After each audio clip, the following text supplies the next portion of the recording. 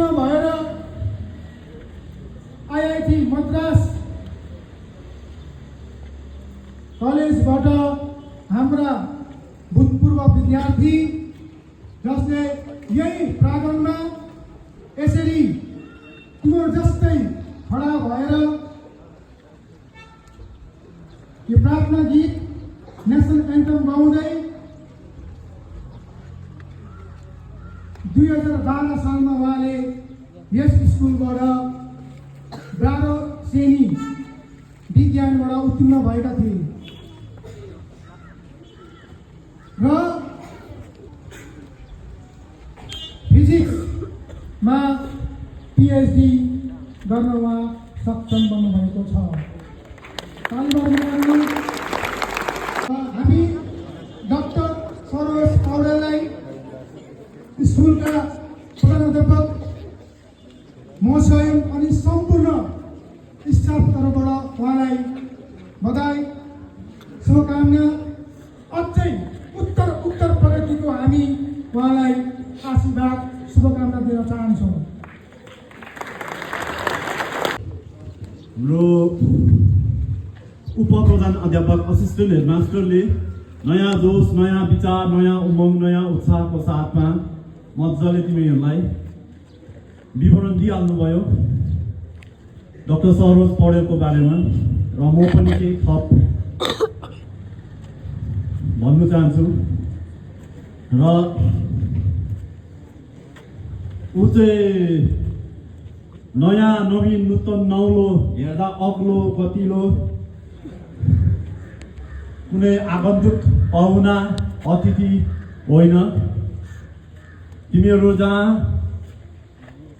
जसरी उभिरहेका छौ त्यहाँ त्यसरी नै 7 वर्ष उभिसकेका यसै स्कुल पढेका हाम्रा विद्यार्थी हुन्। र भनेर विद्यालयमा 2005 मा क्लास 6 मा भर्ना भएका थिए, 6औं श्रेणीमा। भनेको माथिल्लो तलाई हो कि होइन? र यहाँनिर तिमीहरू जस्तै सानोले सुन्दैछ, कुद्थे, उफ्रन्थे, दौडन्थे, खुब रमाउँथे। त्यसरी 7 अझै माथिल्लो तला र 8 पल्लोपट्टि, वल्लो घरको नरे पल्लो घरमा सर्यो भने जस्तै यो बिल्डिङबाट पल्लोपट्टि सर्यो। र 9, 10 गर्दै 2010 मा चाहिँ माध्यमिक परीक्षा दिए र फर्स्ट डिभिजनमा पास गरे। अनि उसले साइन्स लिए र 2012 मा एचएस परीक्षा हायर सेकेन्डरी एक्जाम दिए र फर्स्ट डिभिजन पास गरे। र त्यति बेला कालेबुङ जिल्ला बनिसकेको थिएन, दार्जिलिङमै थियो र जिल्ला डिस्ट्रिक्ट टपर भए एचएस साइन्समा। ओभरअल दार्जिलिङ एन्ड कालिम्पोङमा। अनि उसले Shri Sathya institute of higher learning जो कलेजको नाम हो, बेङ्गलोरको व्हाइट फिल्डमा वृन्दावन क्याम्पस छ त्यसको, त्यहाँ गएर फिजिक्स अनर्स गरे। अनि त्यसैको Shri Sathya institute of higher लर्निङको युनिभर्सिटी प्रशान्ति निलयम पुट्टापट्टि आन्ध्र प्रदेशमा छ, त्यहाँ गएर एमएससी गरे। अनि आईआईटी मद्रासबाट पिएचडी गरे फिजिक्समा। र फिजिक्सको पनि उनको विषय, शोधको विषय थियो सेमी कन्डक्टर।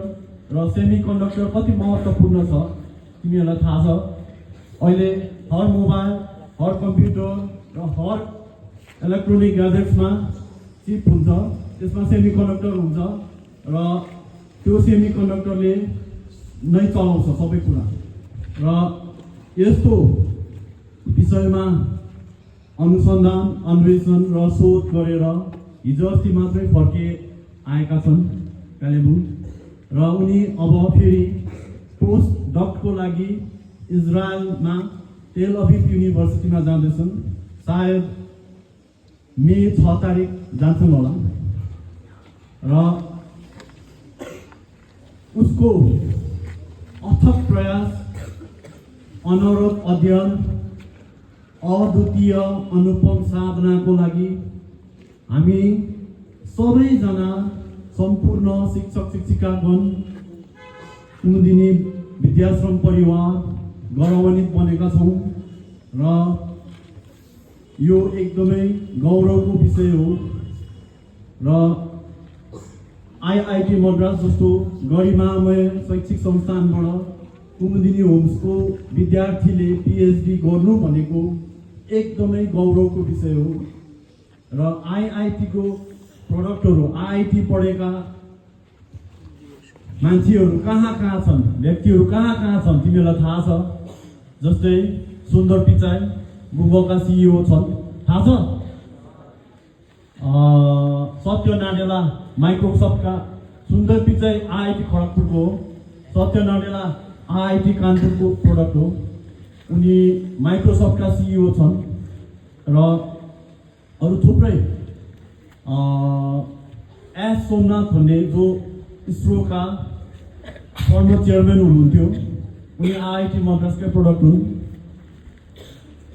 नारायण मूर्ति तिमीहरूले सुनेका छौ होला, उहाँको श्रीमती सुधा मूर्ति पनि धेरै न्युजतिर आइरहन्छन्। उहाँका छोरी अक्षता मूर्ति फर्मर प्राइम मिनिस्टर युके ऋषि सुनाकका पत्नी हुन् र नारायण मूर्ति पनि आइआइटीकै प्रोडक्ट हुन्।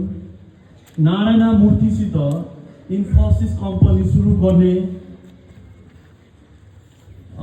अर्का एकजना व्यक्ति छन्, उहाँ पनि आइआइटीकै प्रोडक्ट हुन् र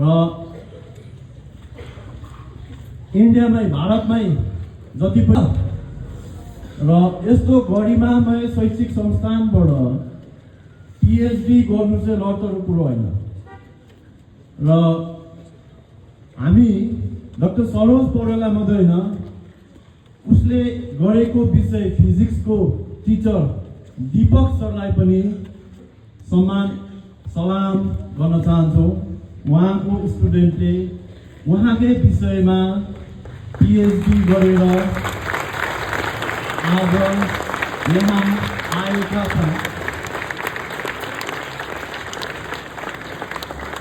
र म यति भन्दै सरोज पौडेललाई तिमीहरूको लागि, विशेष गरेर तिमीहरूको लागि एक दुई कुरा राख्ने अनुरोध गर्दछु। प्रिन्सिपल सर अनि सबै टिचरहरू जसले मलाई यहाँ पढाउनु भएको थियो, सबैलाई मेरो अन्तर्हृदयबाट नमस्कार छ। अनि मैले यहाँ 2005 या 6मा क्लास 6मा जोइन गरेको थिएँ है। अनि मेरो घर चाहिँ लोवर इच्छी हो पर, अनि म त्यहाँ पुरै गाउँबाट एक्लै म मात्रै थिएँ कुमुदिनी आउने है।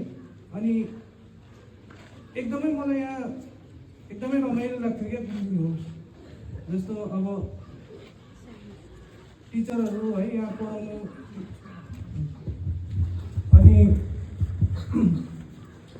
त्यो यहाँ कुमुदिनी होम्समा मलाई एकदमै रमाइलो लाग्थ्यो है। अहिले यहाँ आएर यहाँ तपाईँहरूको अगाडि उभिँदा है कतिवटा सम्झनाहरू है मलाई आइरहेको छ। अनि dear brothers, so I am very grateful to be standing here in front of you. When I joined Kumudiनी Homes in class 6, I was not very good student. So now I did my PhD in physics, but that time the mathematics was much difficult subject for me. Okay, so I think for many of you, you feel like mathematics is very difficult.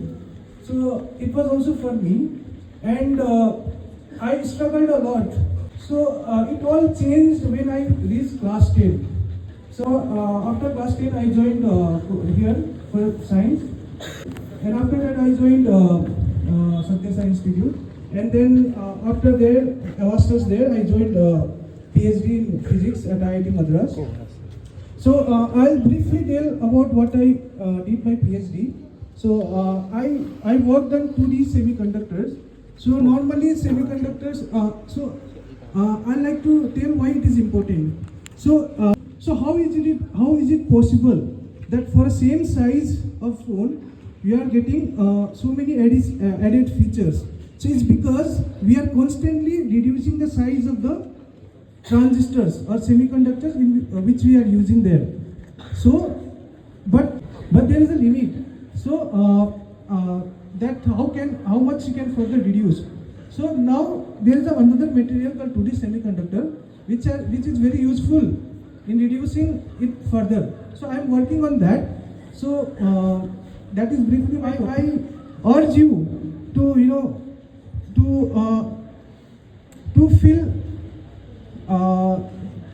feel proud that you are studying here. I'll not take much of your time.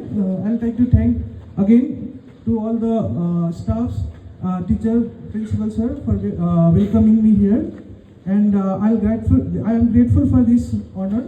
Thank you very much. Deepak sir, जसको student आज IIT मद्रासबाट PhD गरिसकेका छन्। Siddharth sir, Nirman sir,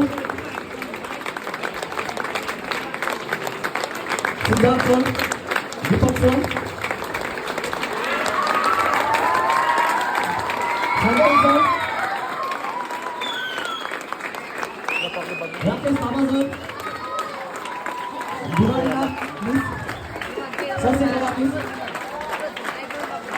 Mirola sir, Deputy sir, Bunadar sir, Animate Pradhan sir, Induris, Lakshmi miss, Priyanka miss, Ananda miss, Puja Rama miss, Chille miss, Dilip, Rajesh sir र काङ्गे साथी बेदान बिरामी sir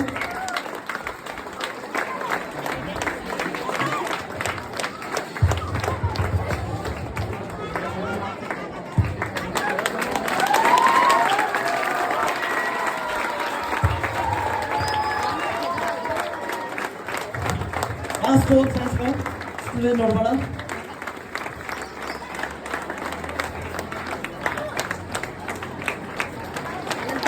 Rakesh Tamang sir,